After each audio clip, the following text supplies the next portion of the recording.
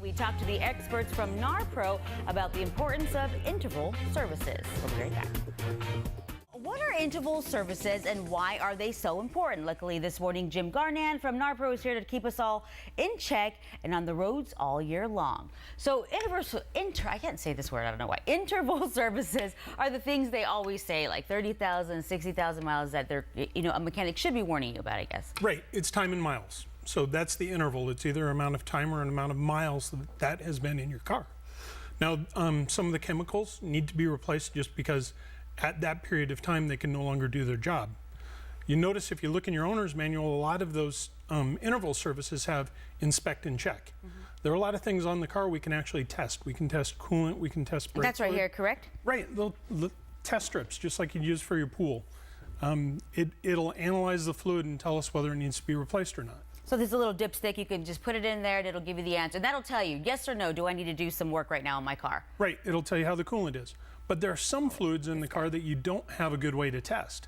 One of them would be engine oil. You have in front of you a clean, fresh engine oil and a wiped out, needs to be replaced engine oil. Somewhere between those two stages, you should replace your fluid. So I didn't realize that it was such a dramatic, because you check your oil, but I didn't realize that it was such a dramatic change that when your oil got pretty gunky. Yeah, and it can get thick. I mean, it'll get like molasses thick if you leave it in there too long. So I know a lot of people, they think, oh, this is just something, you're obviously a trusty mechanic, but a lot of people have reservations. They think, oh, they're telling me to go at 30,000, telling me to go at 60, but it's just because, they want me to do all these services and get more money. But there are things that you should be doing. Right. The owner's manual will show you a normal service and severe service. Anybody here in the valley, we're in severe, because one of the gauges is ambient temperature, and they consider over 90 degrees, which this week will be below 90, but it's not very often in Phoenix that you have below 90 as your ambient temperature. And you said besides like the weather here, because it's hot, so that makes on the roads, but stop and go traffic, if you live in the city, what are some other things that are just the wear and tear in your car? Short trips. People that they drive a lot, but it's always a mile, 2 miles. The car never really gets to exercising up to temperature. So a lot of the fluids and stuff actually don't get to do their job, and it can't be done properly because you're doing short trips.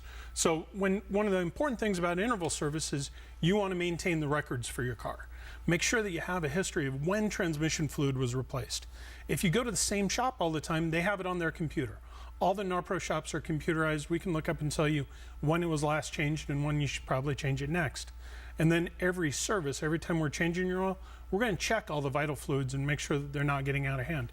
Make sure they're staying the way they should. So you said this is something you could check over here, but these are things that you can't check in that same way. So really quickly, like what do you have here? Well, like the engine oil, transmission fluid, it used to be red and it would go to brown as it goes bad. Now the color isn't the best indication.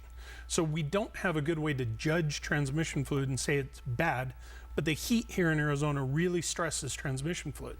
So we want to make sure we change it before it gets too thick, too thin. It'll smell like fish when it starts to go bad, but then it's already too late. So you want to make sure to replace it in a good interval. Another thing that needs to be replaced on the right interval is your timing belt.